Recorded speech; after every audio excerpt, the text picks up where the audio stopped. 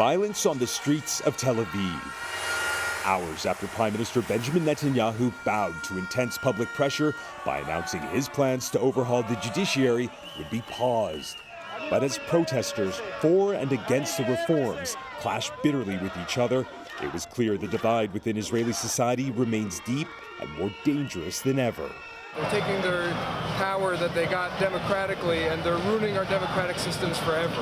And I will not let this pass ever. I will do everything in my power to protest it. 3 months of mass demonstrations came to a head on Sunday after Netanyahu fired the defense minister, triggering a chaotic 24 hours which saw massive spontaneous protests outside his residence in Jerusalem, a general strike which all but ground the country to a halt, and opposition members of Knesset bitterly confronting the government, described as the most extreme far-right in Israel's history, over plans they're calling a power grab. If passed, the judicial overhaul would allow for a simple majority of lawmakers to override almost any Supreme Court rulings and let politicians appoint justices, eroding one of the nation's few checks and balances over the government, critics say. But the underlying issues that have so polarized this nation still remain. Now, the battle for the future of this country really is far from over, Anne-Marie, with senior figures in the Netanyahu government, the right-wing government, insisting that this overhaul will become law. Me to reaction, it seemed like Netanyahu softened a little and that he delayed this overhaul. But what's been the reaction in the streets? It doesn't look like the delay is enough for people. Yeah, you're absolutely right. I mean, here we are in Tel Aviv, which has been the epicenter of so much of the protests. And as you can see, life has largely gone back to normal. But make no mistake, nothing is normal because, frankly, nothing has changed, Anne-Marie. This is just a pause. The demands of the protesters who are against it have not been met. The demands of those who support it have not been met.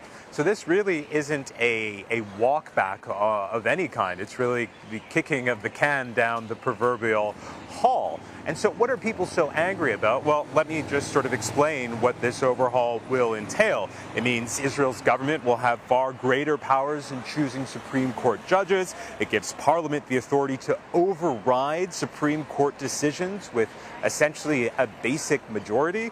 And more importantly, it also weakens the authority of Israel's Attorney General.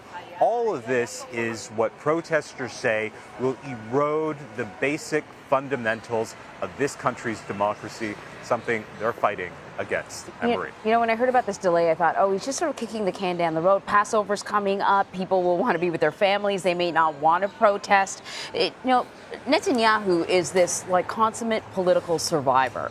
But can we talk about the precarious position he is in right now, having to appease kind of this right-wing coalition that he's a part of, and also clearly the people of Israel who do not like what they're hearing?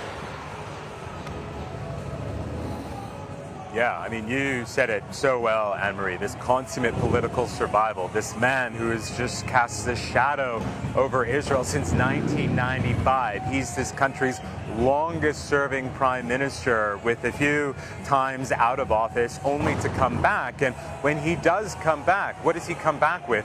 An increasingly far-right government. And this government that he has is described as the most far-right, most extreme, ultra-conservative, ultra-religious government that this country has ever seen. In fact, the minister who's responsible for the police, Itamar Ben-Gvir, was convicted of terrorism in this country. He is literally a terrorist in the words of Israel. And so this is a man now in charge of the police, and this is somebody who is part of this governing coalition who's trying to ram through this overhaul. How is this affecting Benjamin Netanyahu? Well, the fact of the matter is he is prime minister, and he's decided that in order to stay in power, he needs to hitch his wagon to these increasingly extreme and far-right figures. But it has hurt him. The center of the country, which has largely supported him for many, many years, is really pulling away and saying, this is it. We've had enough. If he's going to stand in the way, or rather, if he's going to hurt our democracy in the way that these reforms will do, then he needs to go as well. Anne-Marie. Well, and if he does, then what? Yet another election, perhaps. Imtiaz, thank you very much.